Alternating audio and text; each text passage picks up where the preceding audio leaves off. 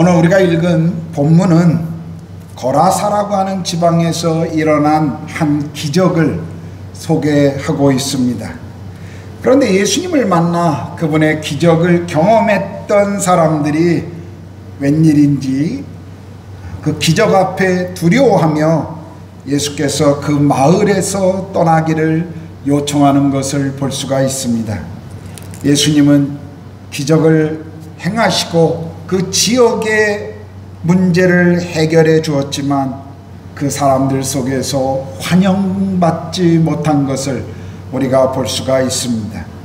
오늘 사건을 보면서 오늘 예수님이 동일하게 우리의 삶의 현장에서 환영받지 못하고 거부당할 수 있다라고 하는 것을 보여주고 있는 것입니다. 저는 오늘 본문에 나타난 거라사 지방의 이 사건을 보면서 사람들이 왜 그리고 어떻게 예수님을 거부했는지를 살펴보며 함께 교훈을 얻고자 합니다. 오늘 본문 1절은 이렇게 시작하죠. 예수께서 바다 건너편 거라사인의 지방에 이르러, 예수님이 지금까지 가버나움에서 사역하시다가 갑작스럽게 가버나움 건너편에, 갈릴리호수 건너편에 있는 거라사 지방을 가자라고 하셔서 제자들과 함께 배를 타고 지금 이 지방에 이르신 것입니다. 거라사 사람들이 사는 땅이었는데요, 예수님의 일행이 도착한 장소는 사실 지금 어떤 지역인지 정확하게 우리가 알 수는 없습니다.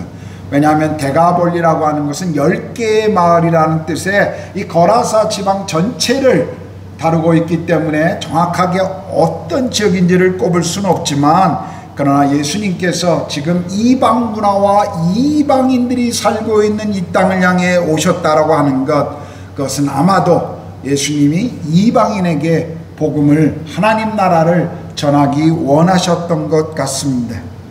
그런데 예수님께서 찾아오신 이 마을에 문제가 있었습니다.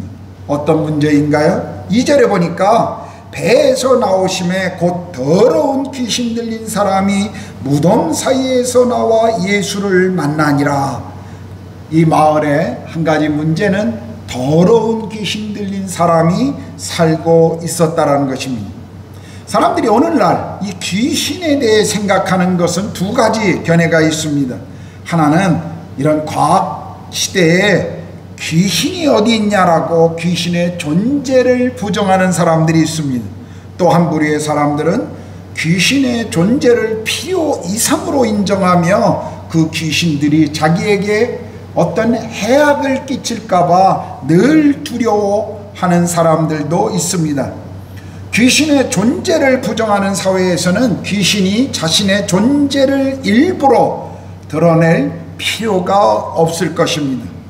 사람들이 귀신의 존재를 믿지 않거나 과소평가하기 때문에 마음 놓고 일할 수 있기 때문입니다. 그러나 귀신의 존재를 인정하는 사회 속에서는 귀신들이 자신을 드러내는 것이 훨씬 효과적이기 때문에 종종 사람들에게 두려움을, 자신들의 존재를 드러내고 과대평가하게 만들어 마음 놓고 사람들을 두려움 가운데 조종할 수 있도록 하는 것을 보게 됩니다. 우리 인도에 살고 있기 때문에 인도의 여러 모습 속에서 이런 것들을 쉽게 볼 수가 있습니다. 인도의 집집마다 가면, 가게마다 가면 최소한 1개 이상의 우상들이 거기에 놓여 있는 것을 우리는 보게 됩니다. 온 방에 우상들의 사진이 붙어 있는 것을 보고 자동차마다 붙어 있는 부적들, 그리고 그림들을 보거나 아니면 많은 남자들이 참 많은 반지들을, 그 부적의 반지 또는 목에 걸고 다니는 그런 부적들을 쉽게 볼 수가 있습니다. 또 어린아이들의, 그 갓난아이들의 눈을 시꺼멓게 화장을 칠해서 귀신이 올 때 그 눈을 보고 무서워 도망가게 해서 아이를 보호하려고 하는 그런 미신적인 행동을 하는 것을 보면 인도 사람들이 얼마나 귀신을 무서워하는가 우리는 쉽게 인도 땅에서 볼 수가 있습니다. 성경은 타락한 세상 속에서 여전히 사탄과 그의 악한 영들의 영향력과 활동이 있다라고 말씀해 주십니다. 우리는 귀신의 존재를 과소평가해서도 안 되지만, 그렇다고 해서 귀신의 존재를 과대평가하여 두려워할 이유는 없습니다. 왜냐하면 귀신이 적어도 우리보다 지혜롭고 힘이 있지만, 그러나 전능하신 하나님, 우리가 믿고 있는 그 하나님의 전능하신 전지하심에는 전혀 미치지 않는 존재들이기 때문에, 하나님을 믿고 있는 하나님의 보호하심 아래에 있는 우리로서는 귀신의 존재를 우리가 두려워할 필요가 없는 것입니다. 자, 오늘 본문에 나오는 이 사람이 귀신 들린 이유가 무엇 때문인지 우리는 알 수는 없습니다. 그러나 귀신이 인간의 몸과 그의 모든 인격을 지금 통제하고 이용함으로 한 개인의 인간성과 관계성을 지금 조종하며 파괴하고 있는 것을 오늘 본문에 등장하는 사람을 통해서 우리는 발견합니다. 3절에 보면 이 귀신 들린 사람은 무덤 사이에 거처했다라고 말하죠. 거라사 지방은 석회석이 아주 많은 지역입니다. 그래서 석회 동굴들이 아주 쉽게 동굴을 낼 수 있기 때문에 동굴들이 많고, 이런 동굴들에 사람들의 시체를 두는 그런 곳이었습니다. 바로 이런 무덤으로 사용되었던 이 동굴이 많은 곳에 귀신 들린 사람이 지금 살고 있었던 것입니다.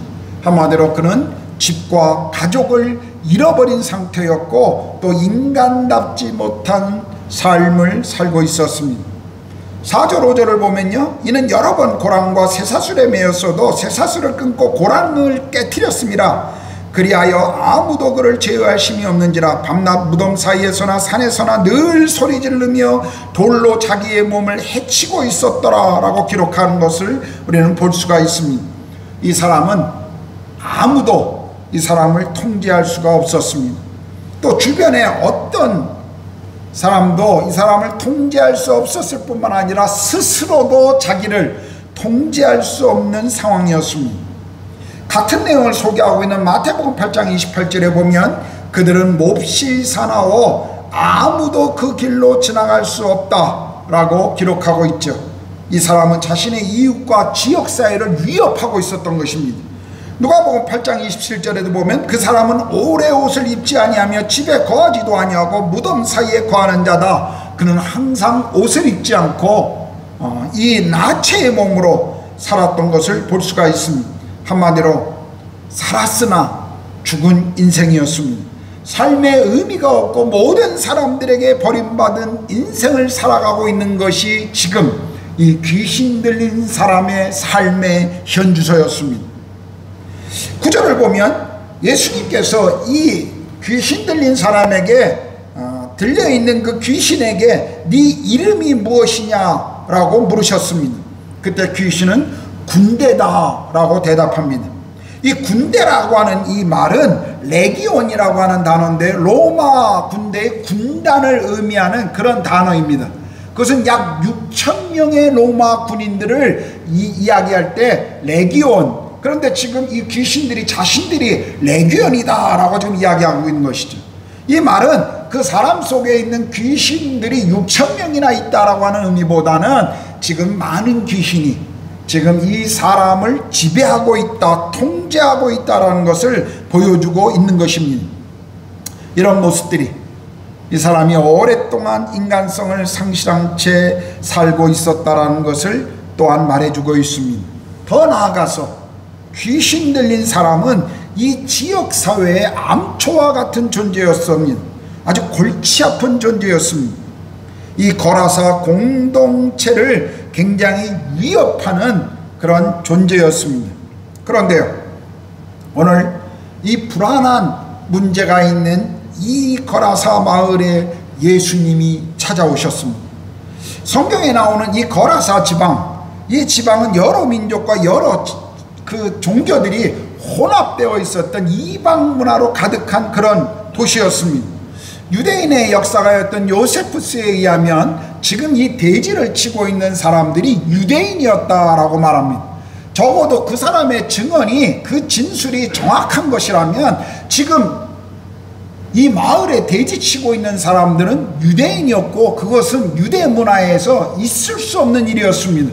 왜냐하면 율법은 돼지고기를 먹지 못하게 할 뿐만 아니라 돼지와 관계된 어떤 일들도 금하고 있기 때문에 유대인으로서 돼지를 치고 있다 하는 것은 참으로 부끄러운 일이 아닐 수가 없었습니다.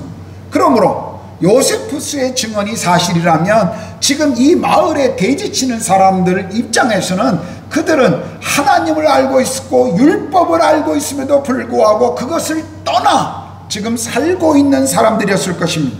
그들은 자신들이 율법을 어기고 유대 문화와 다른 삶을 살고 있다는 것 때문에 아마도 그들의 마음에는 깊은 죄책감과 불안한 마음이 있었을 것입니다. 바로 이 마을의 사람들, 하나님을 알면서도 하나님 없이 살아가고 있는 것, 이것이 오늘 거라사 지방의 문제였습니다. 그런데 이것이 단지 거라사 지방의 그 지방에만 있었던 문제였을까요? 오늘날 우리에게는 어떻습니까? 우리도 그렇게 살고 있지는 않나요? 우리 그리스도인들과 비그리스도인들의 차이가 점점 사라지고 있습니다. 한 앙케이트 조사를, 설문조사를 보니까 정말 복음적이라고 신앙을 가지고 있고 하나님의 존재를 믿고 천국과 지옥의 존재를 믿고 성경을 믿고 있다고 하는 복음적 그리스도인조차도 비그리스도인들과 생각하는 세계관이 거의 다르지 않다라고 하는 그런 통계를 제가 읽은 적이 있습니다. 우리 주변에 있는 신자들을 보고 있노라면 자신이 그리스도인이라고 말하지 않으면 불신자와는 아무런 차이점을 발견하지 못하는 그런 사람들이 있습니다. 더 나아가서는 그리스도인이라고 말하면서도 세상 사람들과 아무런 차이가 없는 사람들도 보게 됩니다. 인생을 사는 가치관이, 돈을 향한 가치관이, 자녀를 교육하는 가치관이, 직업에 대한 가치관이, 이 성에 대한 가치관이 예수 믿지 않는 사람과 다를 것이 별로 없다라는 것입니다. 오늘 우리들도 이 거라사 지방의 사람들처럼 하나님을 안다라고 고백하지만 그러나 하나님 없이 세상 속에 그냥 살아가고 있는 사람들 같다라는 것을 우리는 생각하지 않을 수가 없습니다. 그렇다면 이 마을에 필요한 것은 예수님이 오셔야 하는 것입니다. 예수님이 오셔야만 이 마을에 회복이 일어날 수 있다는 것이죠. 우리 스스로 다시 돌아오고 회복하는 것은 불가능합니다. 그렇기 때문에 하나님이신 그분이 이 마을을 찾아오셔야만 이 마을에 소망이 있고 이 마을의 치유와 회복이 가능한 것입니다. 그래서 그분은 이 마을을 찾아오셨습니다. 그런데 7절에 보면요, 이 귀신 들린 사람이 예수님을 향해서 이렇게 말합니다. 큰 소리로 부르짖어 이르되 지극히 높으신 하나님의 아들 예수여, 나와 당신이 무슨 상관이 있나이까? 원하건대 하나님 앞에 맹세하고 나를 괴롭히지 마옵소서. 재미난 것은요, 귀신은 지금 예수님이 누구인지를 알고 있다는 것입니다. 대부분의 사람들이 예수의 존재가 누구인지를 알지 못할 때 귀신들은 영적인 존재였기 때문에 예수님을 보자마자 그분이 어떤 분이라는 것을 알았어요. 뭐라고 얘기합니까? 지극히 높으신 하나님의 아들 예수여. 이것은 구약 성경에서 어떤 우상들보다 뛰어난, 어떤 신들보다 더 뛰어나신 하나님의 우월성을 나타낼 때 사용했던 그런 표현입니다. 그런데 귀신들이 지금 예수님 앞에 그렇게 고백하고 그리고 그분이 누구신지를 알았으며 자신들의 궁극적인 운명이 무엇인지 그것을 지금 알고 있다는 것이에요. 그래서 나와 당신이 무슨 상관이 있나이까 하면서 자기들을 그냥 내버려 두기를 예수님께 요청하고 있는 것입니다. 12절 13절을 보면요, 귀신들이 예수님께 요청하죠. 돼지떼로 들어가게 해달라고 말합니다. 예수님이 허락하자 귀신들렸던 그 사람에게서 나와 돼지떼로 들어갔는데 약 2,000마리 정도의 돼지떼로 들어가고 그들이 갈릴리 호숫가로 들어가 몰살하는 것을 오늘 성경에서 볼 수가 있습니다. 왜 귀신들은 돼지떼로 들어가고 싶어 했을까요? 아마도 귀신들은 이 지역을 떠나고 싶지 않았을 것입니다. 자신들이 이제까지 영향력을 행사했던 이 지역을 떠나고 싶지 않았기 때문에 돼지떼에 들어가는 한이 있어도 거기 머물러도 계속 그 지역에 있기를 원했던 것입니다. 그럼 귀신들이 좋아하는 장소가 있다는 것 아십니까? 귀신들이 특별히 좋아하는 지역이 있다는 것 여러분 알고 계세요? 우상들이 있는 곳, 죄악이 관영한 곳에 귀신들의 역사가 많이 일어납니다. 여러분 인도에는 그 어떤 곳보다도 귀신들의 장량이 많은 곳입니다. 지금은 우리 신학교 사역을 위해서 구르간에 와 계시지만 전에 바라나시에서 사역했던 우리 광야곱 학장님 집에 제가 여러 번 이렇게 방문한 적이 있습니다. 그때 광야곱 학장님이 이런 이야기를 저에게 해주셨어요.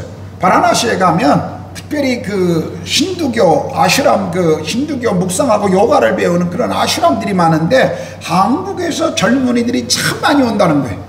와서 하루 이틀도 아니고 한 달씩 거기에 머물다 가는데 그 머물던 한국의 젊은이들 가운데 귀신 들린 아이들을 자기가 많이 보았다고 그런 이야기를 저에게 해주었습니다. 여러분 여기 데라둔 넘어가면 뉴시켈이라고 하는 옛날에 영국의 비틀즈가 왔다 가서 아주 유명한 자리가 되었죠. 거기에 한국의 젊은이들이 요가를 배우기 위해서 얼마나 많이 찾아오는지 모릅니다. 너무나 쉽게 그런 귀신들의 문화와 귀신들을 섬기는 그런 일 가운데 사람들이 자신의 시간과 삶을 그냥 내놓고 있는 것입니다. 여러분 그런 곳에서는 귀신들의 장량이 아주 심합니다.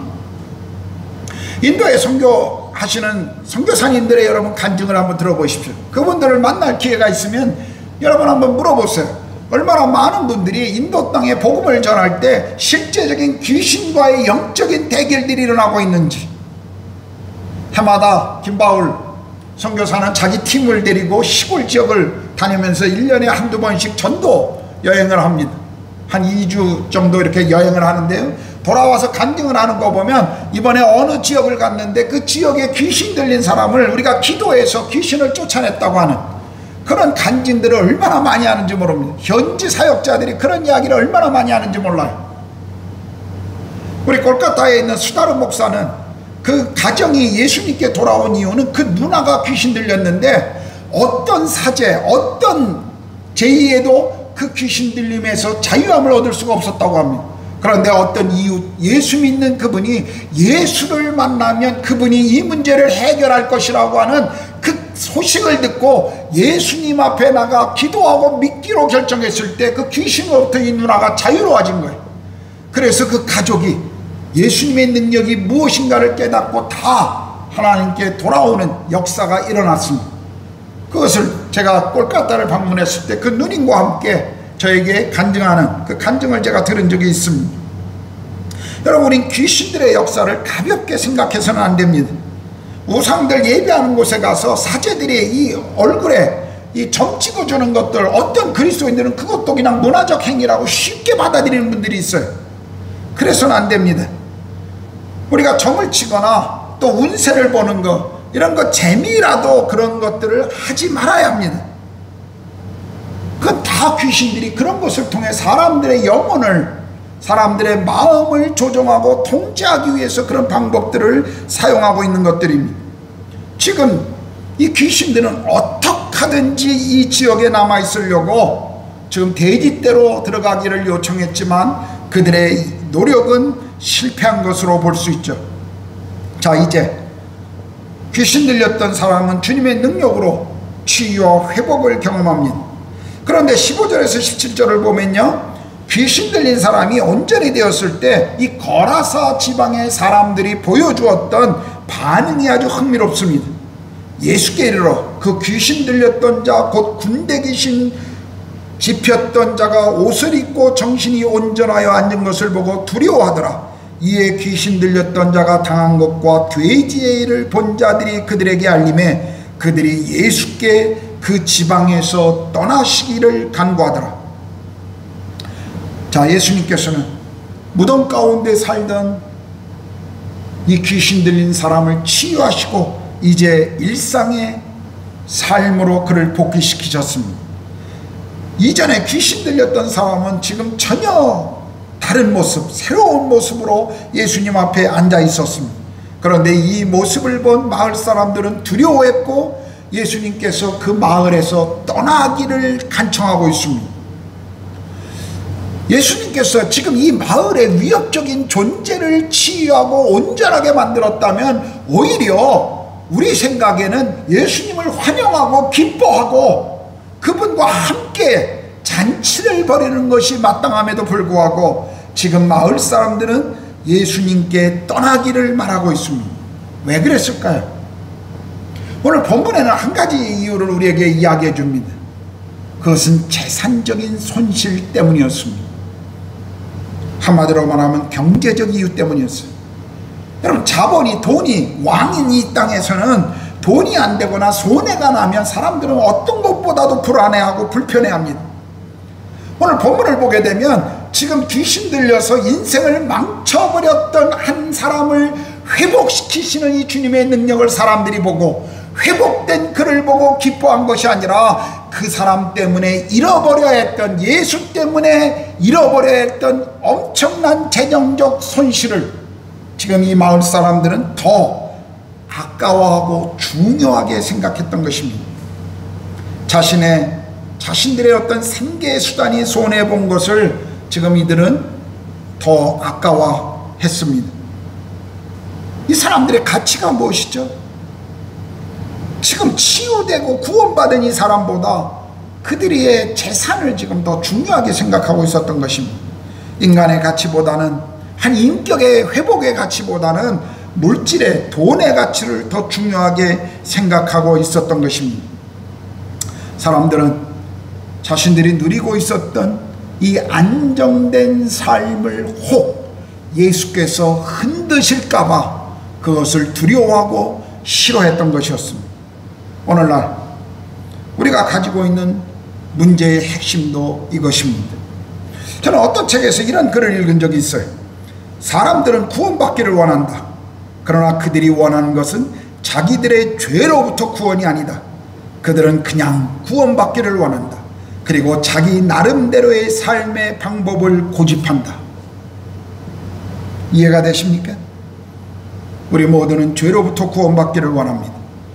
주님께서 우리의 인생의 모든 문제를 해결해 주시기를 원하십니다. 그런데 예수께서 우리 인생의 주인이 되고자 할 때 우리는 그것을 거부합니다. 그분이 나의 시간의 주인, 나의 돈의 주인, 나의 가정의 주인, 나의 친구와의 관계에서의 주인, 나의 취미에서의 주인, 나의 결혼의 주인이 되려고 하시면 종종 사람들은 그것을 원하지 않는다는 것입니다. 우리는 예수께서 우리 인생의 문제를 해결해 주시고 우리의 상처를 해결해 주시고 우리의 죄를 해결해 주시고 우리 가정의 문제를 해결해 주시기를 원하십니다. 그런데 그분이 찾아오셔서 내가 너의 인생의 주인이다라고 말씀하실 때 그 권위를 가지고 우리 인생을 다른 믿지 않는 사람들과 다른 인생을 살아야 할 것을 요구할 때 우리는 그것을 거부한다는 것입니다. 예수님을 마치 쫓기다리나 아야처럼, 아니 흑기사나 돈 많은 친척처럼 우리가 필요할 때 와서 도와주는 정도의 분으로 그분을 만나기를 원하지, 그분이 우리 인생의 주인이 되는 것은 허락하지 않는다는 것이. 그럼 인도에 뭐 3억 개의 신이 있다고 그러지 않습니까? 가는 곳마다 하여튼 참 많은 신들을 저는 보았습니다. 제가 오래전에 저희 교인 공장을 방문했는데 그 기계 위에 꽃들이 다 놓여져 있고요. 여기 그 분홍색 꽃 있지 않습니까? 그 꽃들이 기계 위에 놓여 있고 그날 공장을 가동하지 않더라고요. 그래서 제가 그 집사님께 여쭤봤어요. 왜 오늘은 공장 쉬는 날인가요? 오늘 기계 신의 생일이라고. 오늘이 기계 신의 생일이라 기계 위에 꽃을 바치고 지금 오늘 쉰다는 거예요. 저는 기계의 신이라는 것도 처음 들어봤습니다. 제가 사원에, 신들교 사원에 갈 때마다 참 수많은 신들을 보았지만 그날 저는 기계의 신이라는 거 처음 봤어요. 여러분, 인도의 수많은 신들 가운데 사람들이 가장 좋아하는 신이 뭐죠? 가네신입니다.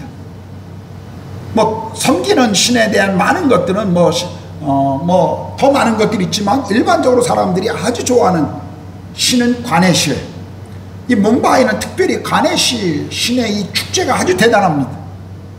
제가 가서 보니까 뭐 수많은 가네시에 이 신전을 엄청난 것을 만들고 그날 몰려와서 뭄바이 바다에 그것을 놓고 예배하는 것을 제가 본 적이 있습니다. 뭄바이는 경제적인 도시죠. 경제의 도시입니다. 돈이 중요한 도시입니다.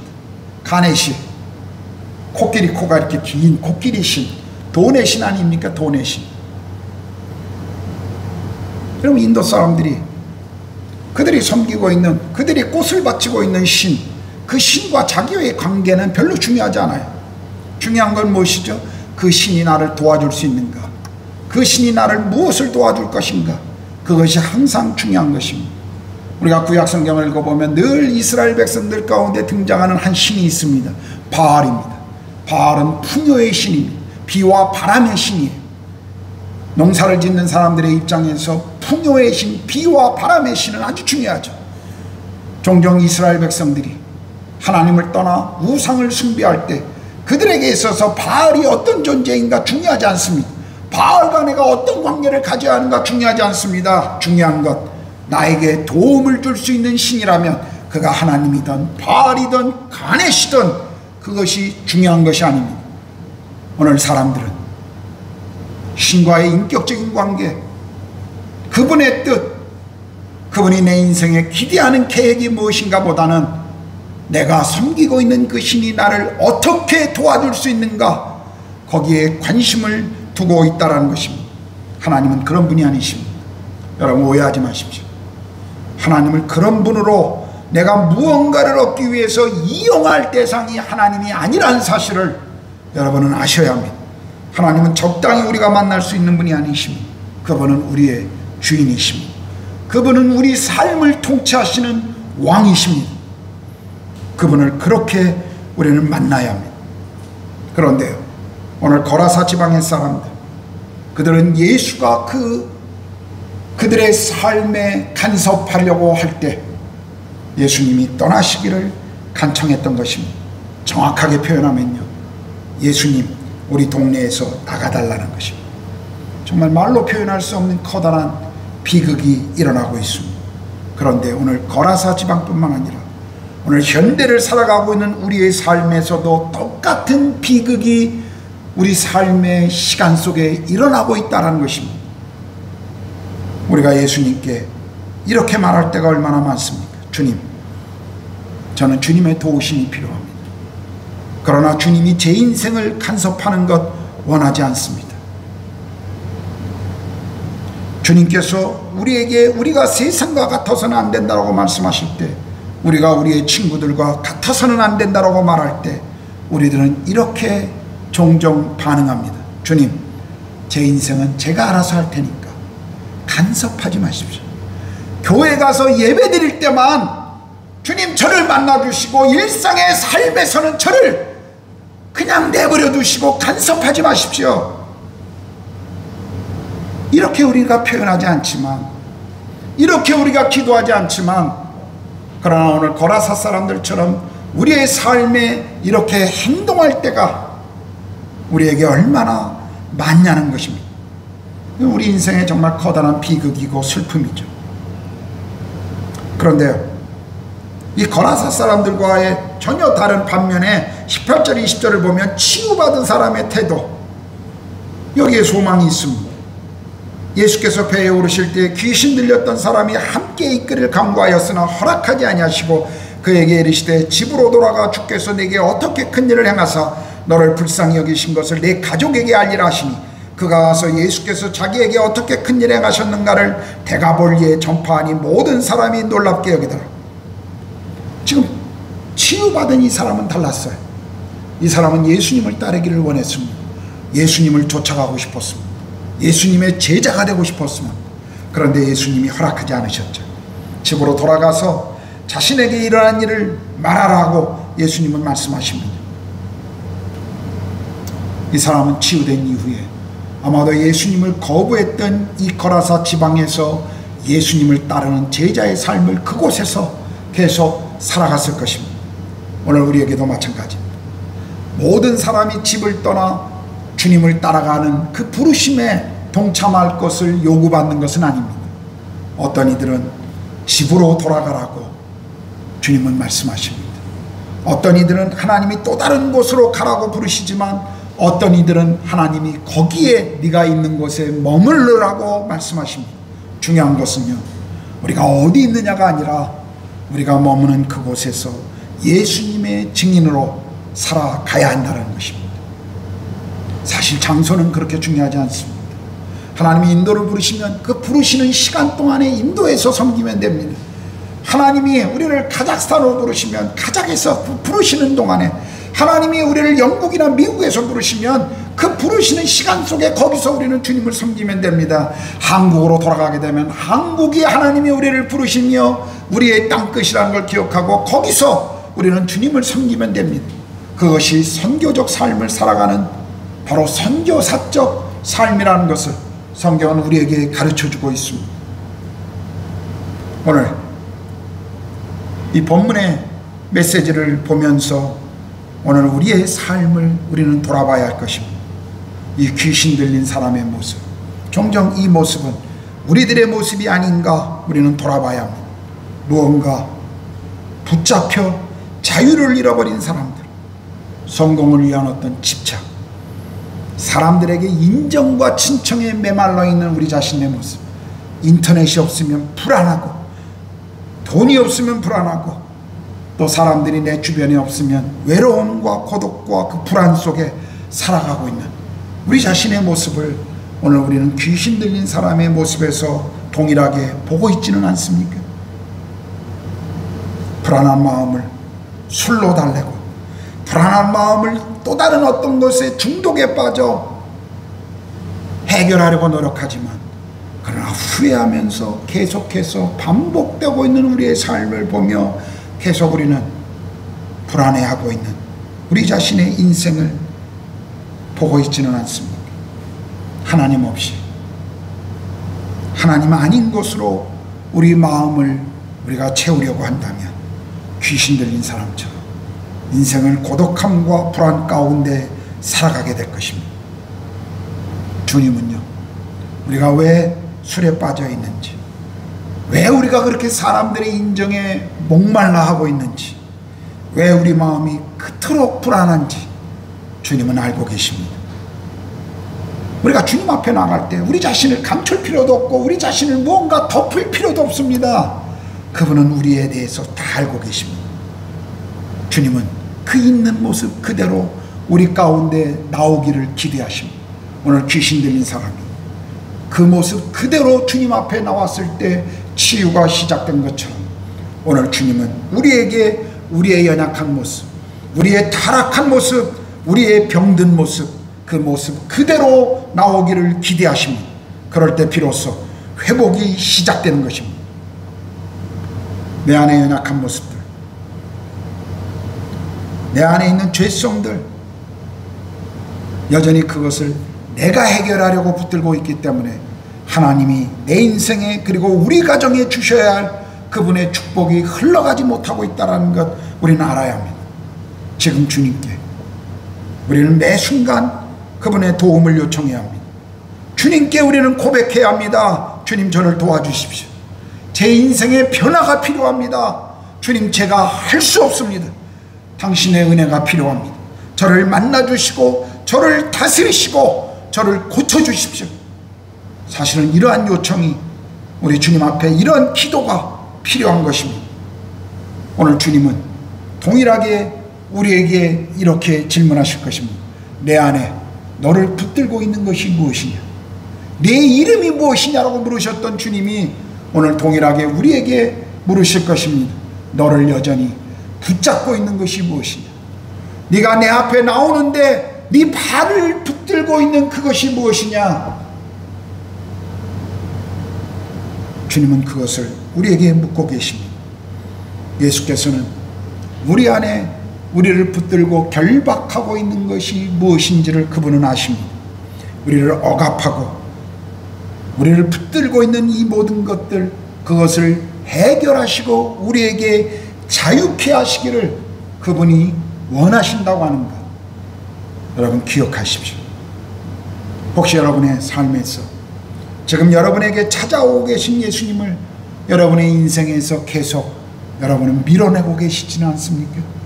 여러분 인생에 내가 네 인생을 함께하며 너의 인생의 주인이 되고 싶다라고 말씀하실 때 여러분은 계속 그분을 여러분 인생에서 밀쳐내고 거부하고 있지는 않나요? 그분을 여러분의 인생의 주인으로 받아들이십시오.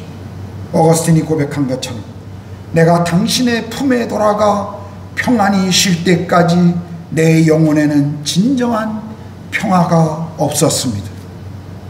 예수 그리스도 안에만 진정한 평안과 평화가 있습니다. 예수님이 나의 삶의 구원자로 그분이 내 인생의 주인이 되실 때 비로소 나의 영혼에 우리 가정의 평화와 그분이 주시는 놀라운 평안을 경험하게 될 것입니다. 기도하겠습니다.